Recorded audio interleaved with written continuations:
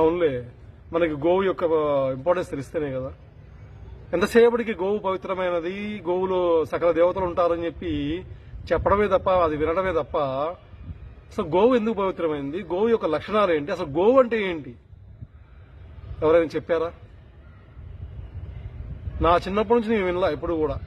గోవు ఎందుకు పవిత్రమైంది, ఎందుకు దేవతలు ఉంటారు, దాని లక్షణాలు ఏంటి, ఆవు ఉత్పత్తుల నుంచి మనకు కలిగేటువంటి ఉపయోగాలు ఏంటి, నేను ఎప్పుడైతే వినలా.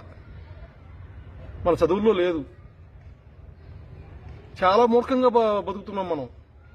ఎంతసేపటికి గోవు పవిత్రమైనది, గుడికి వెళ్తే దానికి గ్రాసం ఇస్తే ఇది మంచిది, ఈ గ్రాసం పెడితే ఇంత మంచిది, ఈ ఉరవలు పెడితే ఇంత మంచిది, ఇంత పుణ్యం వస్తుంది, ఇది వింటాం తప్ప గోవు ఉత్పత్తులను వాడండి, గోవు ఉత్పత్తుల వల్ల వాటి వల్ల ఎంత ఉపయోగం ఉంది అని చెప్పేవాళ్ళు లేకపోయారు. అసలు ఆవంటే మనకు తెలిస్తే కదా.